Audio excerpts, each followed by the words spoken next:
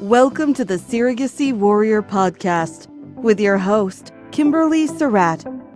Join us as we dive deep into the heart of surrogacy, offering insights, sharing stories, and providing advice. Our mission is to illuminate every corner of surrogacy, from the emotional roller coasters and legal battles to the triumphant moments of birth and beyond. Surrogacy Warrior is more than just a podcast. It's a community for anyone touched by or interested in the transformative power of surrogacy. You can find this show on all the major platforms, including YouTube, LinkedIn, Facebook, Apple Podcasts, Spotify, and on our website, lawyersforfamilies.com. Now here's the host of Surrogacy Warrior, Kimberly Surratt. Welcome, everybody. This is Kim Surratt, your host of Surrogacy Warrior. I am super excited about my guest today. I have with us Brooke Kimbrough. And if you don't know who Brooke is, you need to get on the internet. It won't take you long. You'll figure it out really fast. But Brooke, do you want to introduce yourself and tell everybody a little bit about yourself? Sure. Hi, thanks so much for having me. I'm Brooke Kimbrough. I am one of the co-founders and CEO of Roots Surrogacy. We opened our program in 2015, so we've been doing this 10 years now. After an incredible gestational carrier journey for me, I carried for a single dad in San Francisco in 2015, and she will be 10 this year, which is kind of unbelievable and incredible. My first children are in college now. So. Yeah, I mean, agreed, right? So I have 4 kids of my own. One is a sophomore in college, one is a sophomore in high school, one is a freshman in high school, one is entering into the 6th grade. Also impossible since I'm only 30, but here we go. But yeah, that's how it all started. We own and manage an all-female team and are helping 150 families or so a year in surrogacy. We've had over 500 babies through surrogacy over the course of the last 10 years. We're based in California, but we work all over the country. Kind of a unique subset of parents because we don't do a lot of international journeys. So maybe only 5% or so. So most of our parents live here in the States. And of course, all of our surrogates are here as well. And you have an amazing reputation. And I'll tell everybody, one of the things that Brooke is known for, or I think you're known for, I feel like you should be known for, is just not sugarcoating things and being very honest with people and upfront. And so one of the conversations that Brooke and I want to have today for everyone is, there's a lot happening in the media. There's a lot happening in the news where we've got bad agencies. We've got bad escrow companies. We've got a lack of regulation of our industry, and just, it's very different. My first surrogacy journey, my baby was born 2004. My baby, I was a lawyer on it, but I claim her. She literally is my picture for everything I do. I use her picture constantly. So, anyways, she was born in 2004. And when you'd go on the internet, there were no agencies. You couldn't find anything. I mean, you might find a little bit on the internet. It was a struggle to find companies. It was a struggle to find anybody to assist you. But now you do a Google search and it's overwhelming. It's overwhelming to me to even contemplate and consider how many different agencies I get work from alone, just with my 2 licenses in little Nevada and California. But, so it's changed. The landscape's changed. And it's changed a lot, even just since you opened your agency. You bet. Yeah. It's crazy. I think the most recent numbers that I saw were 2,500, 2,800 agencies now. And those are only United States agencies. So definitely programs in other parts of the world. But I think when we opened, I want to say there was definitely less than 500. So over the course of 10 years, it's, 5 times bigger or whatever. And in the conversation to be had is just, it's frustrating. I mean, I don't want to be in that position with parents. I mean, I at least have my feelings about certain agencies who I've done work with, who I feel good with, who I have faith in. But if you're going cold turkey onto the internet and trying to figure it out, or you don't know anybody in the industry, it's overwhelming. And there are, unfortunately, a lot of bad actors. True. And so, yeah. I think the interesting part is that when you've been doing this as long as both of us have, I think what people may not understand as you start to enter into the space is that agency owners are, and I mean, I guess not just agencies, but lawyers, somewhat doctors, but agencies and lawyers have very close relationships. We spend a lot of time together. We're in the trenches together all the time. And so agency owners know each other. Good agencies collaborate. We talk, we figure it out. We work on cases that when somebody drops the ball big time, other agency owners come in and pick up the slack, pick up the tab, pick up the clients, like whatever that looks like. So we are, I think, generally speaking, from a community standpoint, a community first, and we work together and collaborate. Look, I can't be the best agency for everybody out there. I'm just not. There's no way that my team could handle all the cases, would want to handle all the cases, could be the best support system for everybody out there, right? There's so many parents now in the space. And so there are a lot of good agencies, a ton.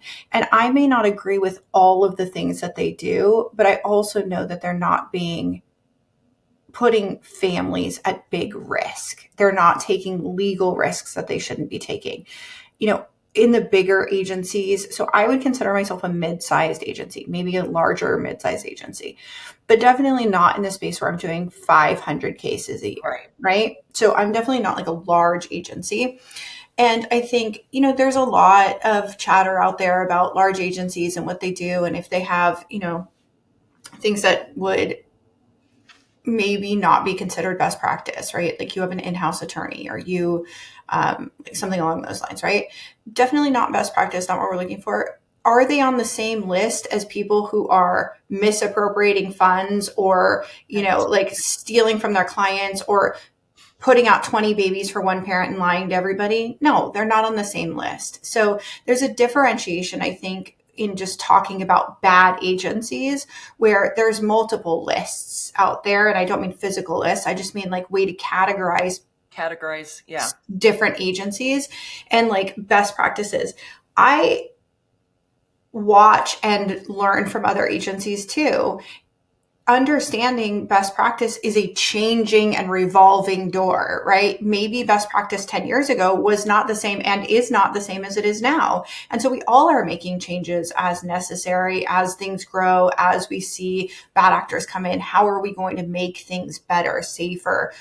How are we going to be resilient as a company? And additionally, how are we going to protect our community, surrogates, parents, and ancillary services to make sure that everybody's getting what they came for? And that's healthy, safe entrance into journeys and then hopefully exiting with a baby. So for intended parents that are listening, because I think what you did just now was really important, because I do this conversation a lot with clients where it's, okay, let's figure out a good agency for you. Now, in my world, the lists that I give them, I in my heart of hearts, anybody can go bad on us, anybody can go south that I just never knew or believed would do something bad. But, I'm giving them people who are already screened down based on good practices, aren't stealing, aren't doing the bad things. But, from the outside perspective, there's two levels of screening here. There's the right fit for you, and then there's good and bad, right? The good actors and the bad actors, the ones that are behaving well, best practices.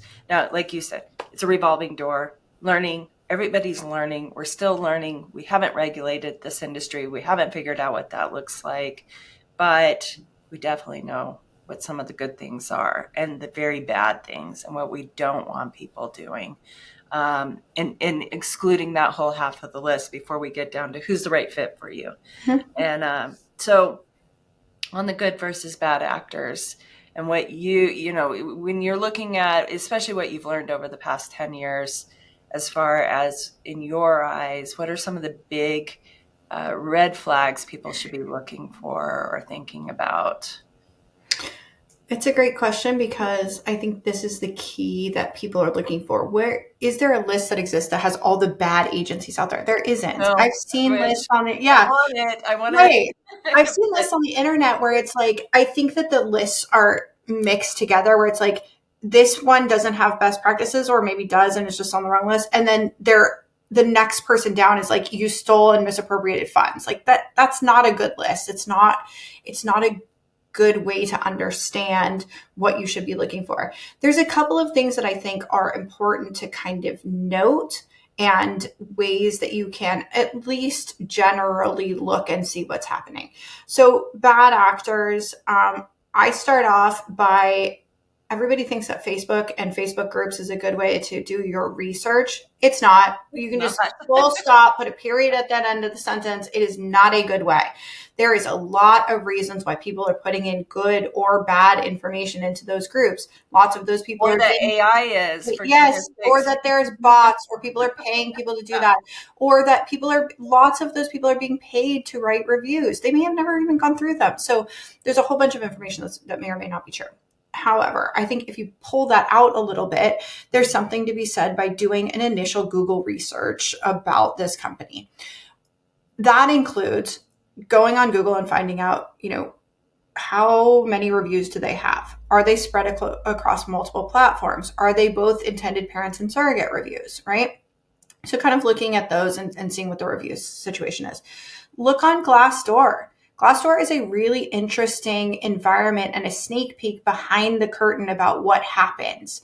It's a little bit complicated to get in. I don't know if you know anything about it, but Glassdoor is a way to talk about employers or former employers. So we're not looking from a client standpoint, but you are looking at, hey, what's happening behind the scenes? Are people happy there? Are people not happy there? If they don't have any reviews, I think that's a safe way to say it's fine. Nobody's reviewing them, whatever. I know we don't have any reviews. I've only lost one employee in 10 years, and then she wanted to come back. So I don't have any reviews on there because nobody's unhappy, right? Yeah, right. They still work for me. So I think Glassdoor is an interesting kind of sneak peek into kind of the back end of things. And then looking through their website, there is so much AI out there. I saw a new website yesterday, and Kim, you would have died. I'm like, AI wrote every sentence of this. It's a literal representation of ChatGPT on every page. Every picture is AI. All of it is just, and it's a brand new agency. Mm-hmm. But the words are interesting because this person put out a bunch of buzzwords. I worked for one of the biggest clinics in the country. I worked for one of the biggest agencies in the country. I blah, blah, blah. I have all this 20 years of experience, blah, blah, blah, blah, blah. You're brand spanking new. You know nothing. You've never run a business before. You've never owned an agency. It's not, everybody has to start somewhere. And I think there's opportunities to do that we're working on. We can talk a little bit about this, but we're working on at Seeds.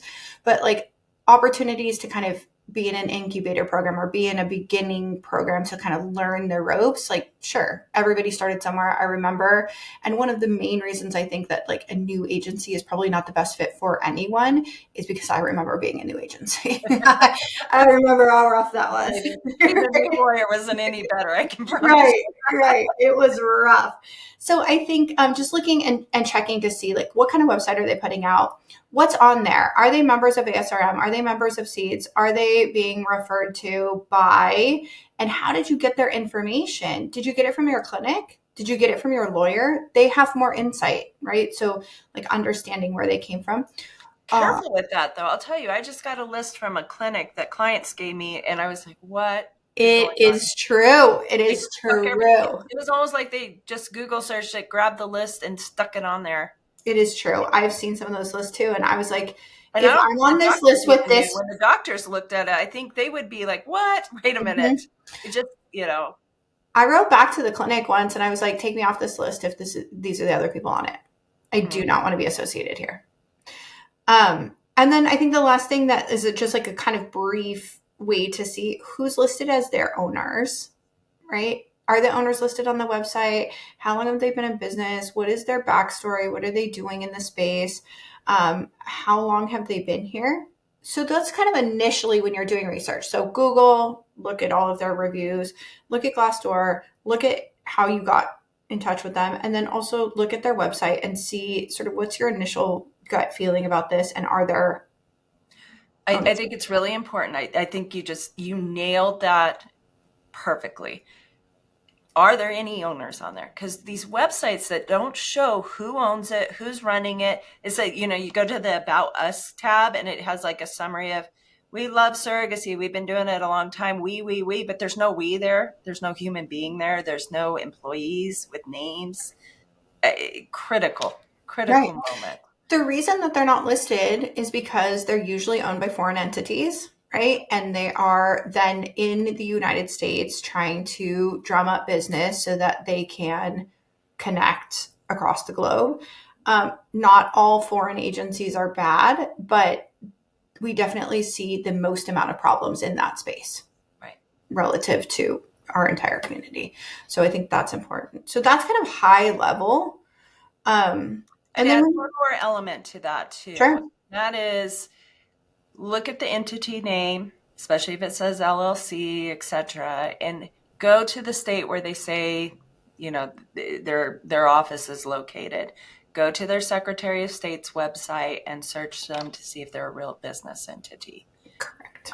Super simple, quick, fast. Most of them are not. Now, it doesn't mean you have the right state or the right location. They may be formed somewhere else, but they should be disclosing that on their website. Yeah. I think that's good. And then when you set up a Zoom with them or some kind of interface, who are you talking to? What is the conversation like? For me, I cannot speak for other agencies. I do, in all of the agency owners that I know and the relationships that I have, I think it's important that agencies take the initial time to educate parents. This isn't a sales call. This is an educational platform where we can educate parents about surrogacy, what this looks like, what the process looks like, what an overall scope of surrogacy looks like.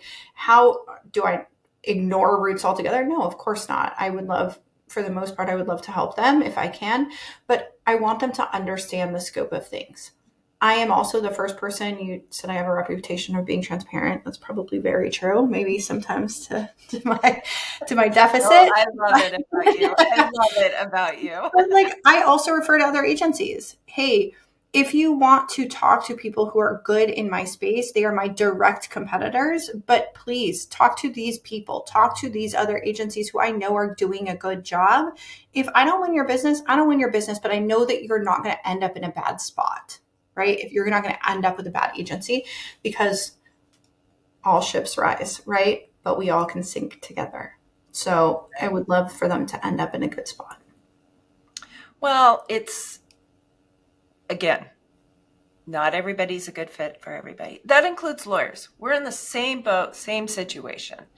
It took a lot of years. I've got 5 lawyers who work in my firm, and it's taken a lot of years to train them to read. I call it the hairs on the back of their neck. When they stand up, done. You got to be done. You just have to walk away because and it's the same thing with screening agencies. I tell people, you've got to listen to your gut. Don't get so desperate. They're desperate to want to start their journey, to move forward through their journey, and will ignore things. 100%. So I tell this to clients too. There's 2 things that you should be thinking about. Sometimes we see decision paralysis, right? Over analysis.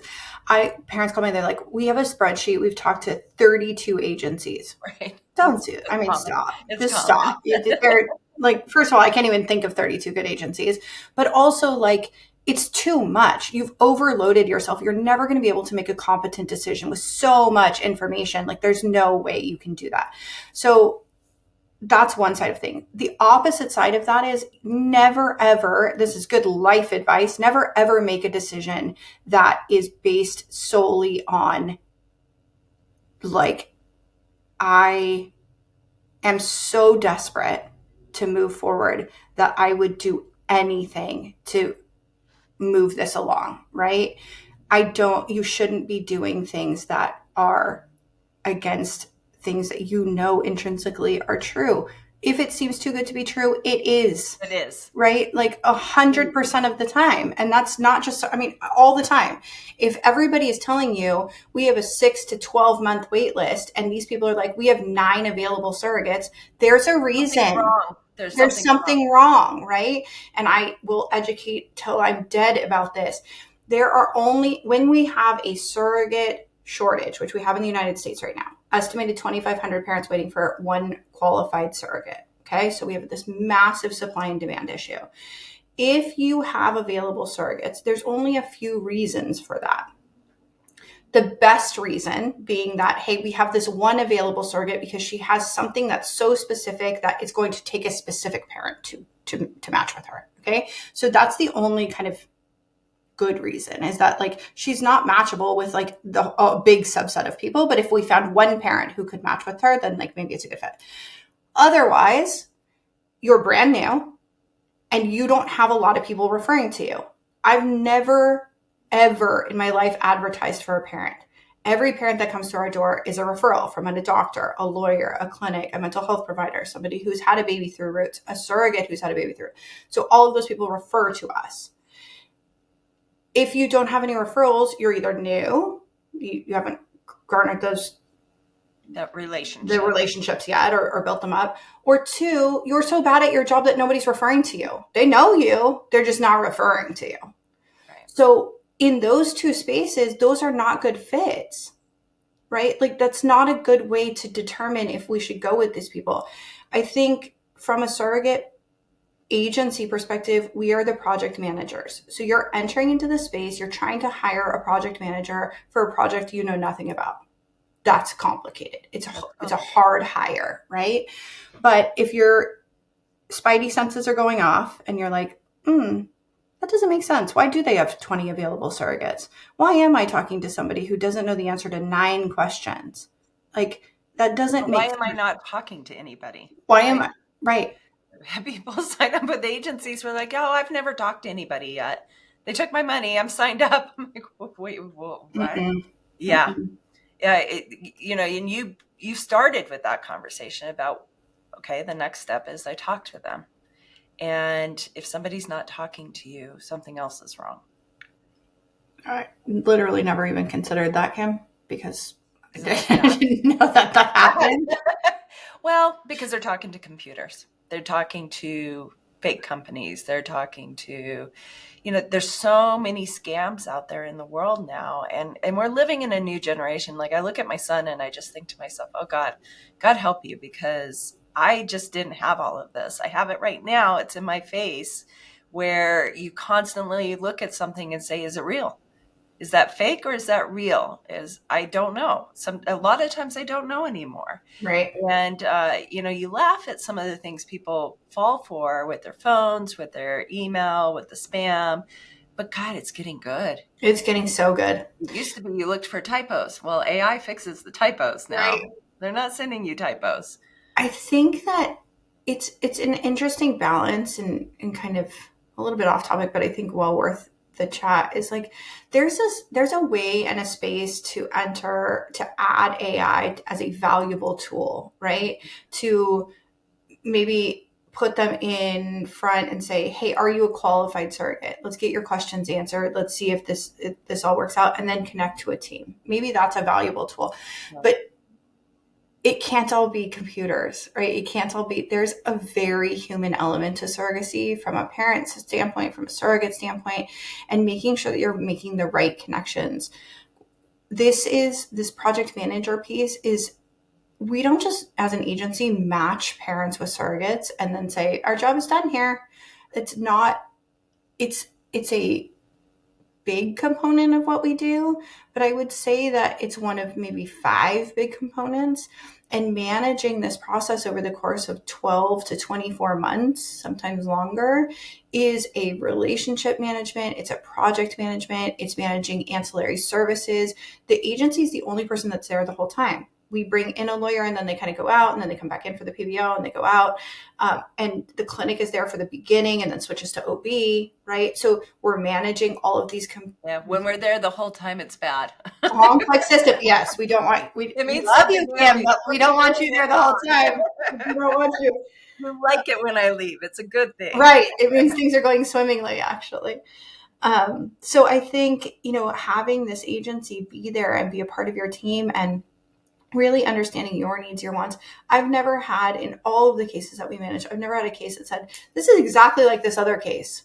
it's never the same, right? Parents have different needs, surrogates have different needs, and being able to educate, inform, guide, connect, conflict resolution, manage ancillary services, and then get everybody what they came for and go through this process seamlessly is a big job. And it takes a lot of time, connection, experience, etc., to be able to manage those things well. A computer just can't do that. And Right. I think we're both grateful for that, actually, because there's some things that just need humanity still. Yeah. Well, conflict, a computer can't solve a conflict. They can't force two people to get along. They can't make them get back on the same page and communicate well, right? I mean, it just can't. So, I mean, that is, yes, we're grateful because our jobs won't be taken over. We've had a lot of legal presentations lately on AI, and the kind of the got nomer out there of, will it take my job? Will lawyers will be obsolete? And it's, the argument is no, but lawyers who don't use AI will be. And that's kind of where you were saying there's a place for it. It can help us. It can help us screen for fraud. It can help us screen out some of the bad actors. And I think we're going to see a lot more of those tools coming forward as we have bad actors. Criminals will always exist in society. We can't get rid of it. We're not, immune from it as an industry. We can't say we can completely get rid of it because there are crooks. There are people that are bad. But goodness sakes, start with humans, start with people. When I tell people to screen agencies, I tell them, look, do you need the touchy-feely person, or do you need the more structured corporate look? My tax accountant attorney who's an intended parent is probably wanting very structured, very mechanical. And my intended mother who has lost 5 pregnancies, been through hell and back on infertility treatments, needs most likely to have her hand held. It's interesting because that's literally how we opened Roots, is that when we were talking about, I went through this journey, I did not have a good experience. My intended father did not either, from the other side of the coin. And he was the one that suggested that I open an agency and said, you'll be great. But when we talked through what that looked like and what we were trying to do, essentially what we decided was that we want to have balance, right? We want to have professional services where there's a business. This is absolutely a business. We're managing a lot of people's lives at the same time. Then it was 1, 2, 3, 4, 5 cases, right? But now 150 people's cases, and that means 300 like parent and surrogate match together. And so we want to have these professional services where people know this is a business, this is how it goes, this is, everything is organized and managed and maintained over the course of the time that we're together.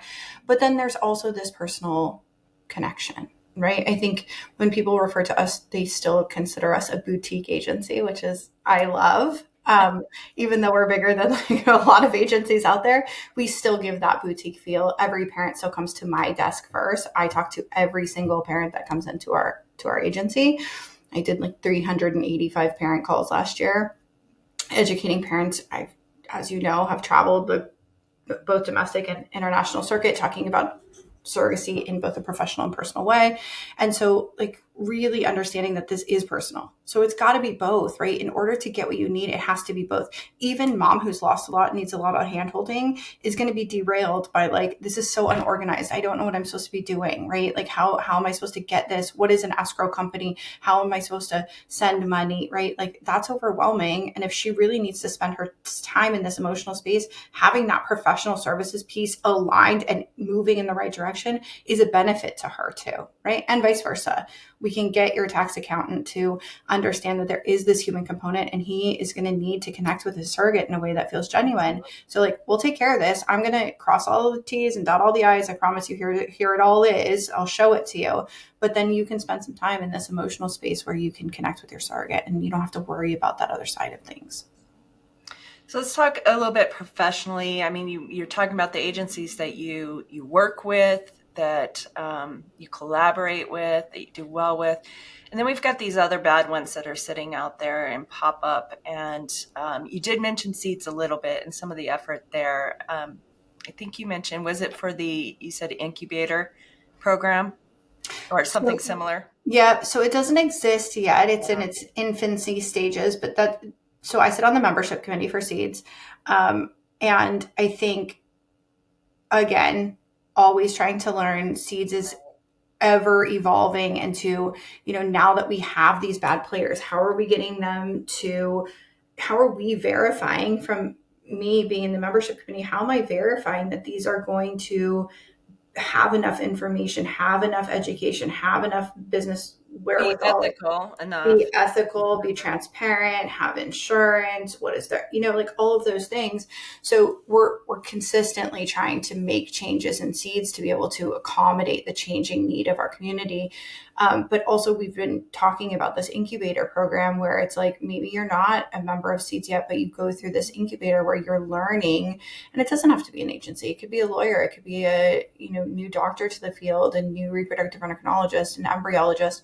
What does this all look like? Because to add value, and that's the intent of Seeds, is to add value to our community, you need to know what you're doing. You need to know what you're talking about. And while there's something so beautiful about the idea that surrogacy is all sunshine and rainbows and we're, building families, and we are, there's a lot of other things and complexities that lay just below the surface of that you really have to be cognizant of.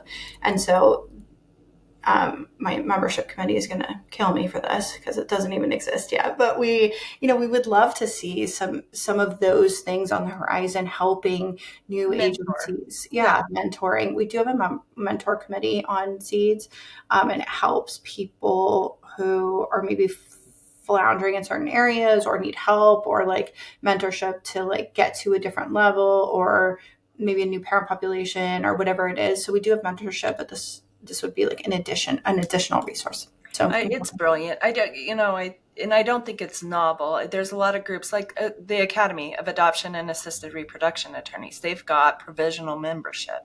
You haven't quite met the criteria yet. You're not quite there.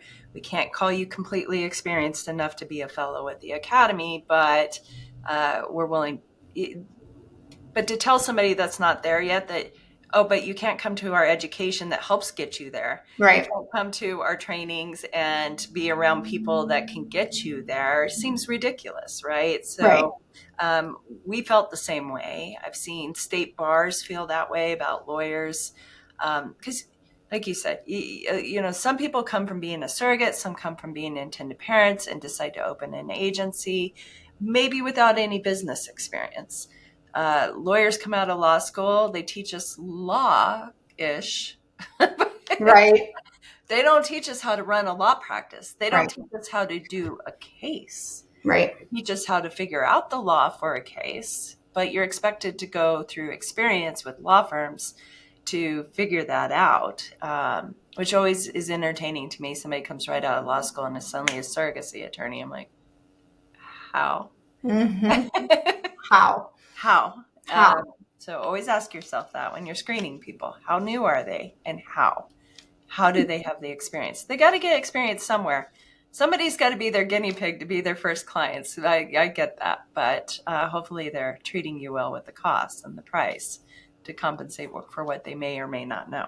But I think also it's fair because, look, people can say anything, right? How long have you been in business? We've been in field 10, 15, 20 years. What does that mean? You had a baby through surrogacy 10 years ago? Like, that does not put you in the field, right? Like, that's not 10 years of experience. So I think can I get a few referrals? People that have used you in the past, right? It's a different thing than a review, because people are putting that out publicly. I obviously ask my clients, like, hey, would you mind if this parent talked to you about your journey? We don't share that stuff on, just call up any of our clients. Anybody that just throws their clients out there, that way that's another red flag. But, right. Like, we don't want to be doing that. We do have some idea that we need to protect their privacy. But I think it's a fair ask to be able to talk to former gestational carriers, former parents. How did it all go? How'd you feel? What happened? There are going to be bumps in the road. absolutely. Those things, it is the agency's job to make those as infrequent as possible, to do all of the screening and all the things that we can do. I think one of the most frustrating and hardest parts of surrogacy is the science is not perfect. So if we're taking out, from an agency point of view, all of the other things that we know about, doing all the screening, doing all the things that we know about, then we just have to worry about, the science isn't perfect and we're not going to get 6 embryos equals 6 babies. But let's do our due diligence to take out risk, to take out bumps in the road as much as humanly possible, and then be able to manage journeys in a way that is as efficient and effective as possible without cutting corners. Well, and those cutting corners for intended parents that may listen to this podcast, I'll tell you, I know it's expensive. I know for some of you, you're thinking, well, but for taking this cheaper agency or taking these risks, I can't afford it. But we have our eyes on that. We know it's a problem in our industry, and we don't have the solutions yet. But it can cost you far more to have a failed journey over and over than to start with a slightly more expensive process and do it right the first time. It's not a guarantee of a pregnancy. It's just that a bad agency can line you up for a lot of other failures. Right. It's not as simple as just whether the embryo took. Right.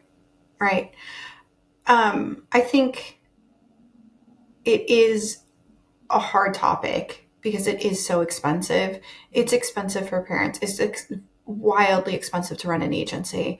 It's expensive because there's a shortage of the supply of surrogates in that way, right? There aren't enough surrogates. So all of those things add expense to what's happening here. On the other side of things, it is a matter of, is this going to become less expensive, or are people going to enter into ancillary services where we're providing more options? We're definitely seeing the more option path, right? It's not going to become less expensive. So we're seeing people try and enter into the space about funding. There's multiple now sort of bigger 501c3s that are, giving grants, right. So there's conferences out there. Families Out Loud is out now. There's, the Surrogacy Foundation. There's Roaring Adventures. There's all of these people that are niche environments who are trying to educate, inform, add grant, add value, give away free journeys, like all of those things. I expect over the next 5 to 10 years, those are going to grow a lot. I think, what's the Sunfish? Is that what they are? Yeah. They're out there providing funding right now for parents that is not the same as what we've seen in the past, which was like credit card type 20% or whatever. So they're trying to do their best as like coming in as like a funding option for parents who may need some additional funds. So I think there are resources out there. I share those with parents if they need them, and are hoping to get some additional resources.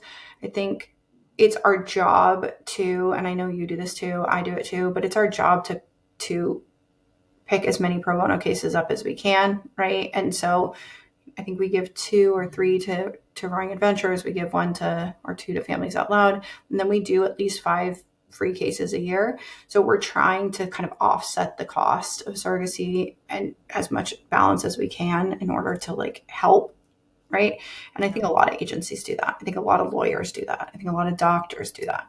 So just keep your head straight, people. Don't go with bad agencies. Don't go with fraud or anything that looks really high risk to you just because it looks cheap.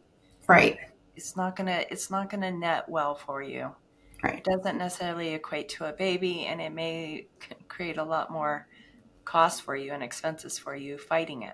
Right. I mean, I can't tell you the number of cases that come to me that have spent X number of dollars. I mean, tens of thousands, if not hundreds of thousands of dollars, don't have a baby, and they are at square one. Yeah. A lot. Like they've made a bunch of, and I don't even want to say they're poor choices. They didn't know, right? They weren't guided in the right way. They just didn't have the resources available to them to make good choices. And so they ended up somewhere where they took their money. They didn't do all the things that they needed to do. There was all of this, back and forth and back and forth. And they now have been in our space 3 years. They have no baby. They have no money and nothing to show for it because Right. they didn't have the necessary information. It's out there. You have to dig. And again, go back to your spidey senses. Go to the hair on your neck, however you want to call it. But the feeling in your stomach, the grumble in your stomach, and listen to it. Yeah. And there's lots of resources out there for additional people to call. So many in our industry do free consults. And if you bare minimum, take that list and just ask again, or an agency you're thinking about working with, asking to talk to their prior clients is big. I think that's huge. After you've verified they're a real company, you've verified some of the basics of realness, Yeah. but gosh, listen to your gut, because I can't tell you how many people just kind of ignore things. I think some of the professionals in the industry do it too, because they're so desperate to get into this area. Some people everybody looks at it as such an amazing, wonderful area to be in for work. And it is. It is. It is. Absolutely. But there's only so much real decent work to go around within it. And as more people get in and they take shortcuts and they don't know what they're doing, we have problems. Yeah, I think I talk to my team a lot about this, and I think that I do recognize this, maybe not in the best way possible, but I do think about this as a luxury. But I tell our team, we do have the luxury to say no. And if you're sitting on the fence, it's a no, right? Use no as a powerful tool, not that you are excluding somebody or hurting somebody or not doing the right thing or not being able to help somebody. You are actually protecting our community, making good choices, making sure that we're helping the people that need to be helped in the best way that we can. We cannot help everybody, but saying no, we have to, as agencies, as doctors, as lawyers, say no. You're not ready. You're not understanding how this is going to work. You're not an appropriate candidate. Parent, surrogate, it doesn't matter. There's plenty of ways that we should be self-regulating and saying no frequently, because there just is too much at stake. I think is the biggest problem we've got. People aren't doing it. They aren't going with that gut, and then we're in fix-it mode. We're trying to help these families that have been, unfortunately, taken advantage of. But for people listening, there are lots of good agencies. There are lots of good actors. The few bad just makes it daunting and scary. But I don't want people scared away or afraid of us, because we can do it, and we can do it right. And there are so many successful journeys and families created as a result of what we do. It just makes me want to start crying when I think about the bad ones and how people have been taken advantage of. Yeah, I think, look, we have this really beautiful job, right? And I woke up this morning, and on our team chat, we have 2 little tiny squishy peanuts, like pictures facing back at us. Like, we did that. We were the small part of this like beautiful person to become parent environment, and this surrogate who will always have this really unique and powerful piece of her that identifies her as a gestational carrier. And we got to be a part of it. It is so beautiful, so humbling, so much gratitude for our jobs and our space and our community and all of the wonderful humans who work here. So it's not to say that this is like a cesspool of, nobody can get through this without there's so many good people here too. It's just weeding out the bad ones so that you can find the best and safest path forward. And then once you get to the list of the best, then find the right fit for you, because Correct. it's a combo. It's not just weed out bad actors, but also get the right fit for you. 100%. Once you get to the right fit part, I think that's a little bit easier, right? Because then you can say you're more connecting apples to apples, right? We need something that's faster. This agency is faster, or we need something that's less expensive, or we need somebody that's like works in our geographic area, or we need whatever you guys need, want, etc. Once you're paring it down and comparing good to good, just different maybe needs and wants, you're already in a good space, right? Yeah. That's a good place to be. Well, I loved our conversation very much. Can you tell everybody how they can get a hold of you and get information if they want to talk to you about your agency? Yes. I'm one of those people. You can just send me an email. Our website is Roots Surrogacy, so ROTS, and then Surrogacy, SURROGACY. Or you can shoot me an email at it's Brooke, BROOKE, at rootsurrogacy.com. Awesome. Thank you.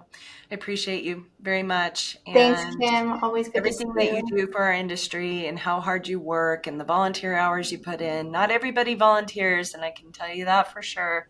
And those that do, I have the utmost appreciation for and admiration for. And you're one of them. Well, same to you, Kim, because I sit where you sit in all of these volunteer things. So thank you. I appreciate being your friend and your colleague, and for you having me on. Absolutely. All right. Thank you, everyone, for joining us on this episode of Surrogacy Warrior. I hope you found the discussion enlightening and empowering. Please take empowerment and run with it. You have it. You can use it. I know it's in you. Give us feedback. Let us know what else you would like to hear on the show. You can find information about me at lawyersforfamilies.com. And there's lots of resources and lots of blogs and information there if you need deeper information on most things surrogacy. And remember, you're not alone in this journey. Together we are warriors. Until next time, stay strong and keep fighting for your dreams. You've been tuning into the Surrogacy Warrior podcast with your host, Kimberly Surratt. You can find this show on all the major platforms, including YouTube, LinkedIn, Facebook, Apple Podcasts, Spotify, and on our website, lawyersforfamilies.com. Thank you for your positive reviews, comments, questions, and for sharing this show with others.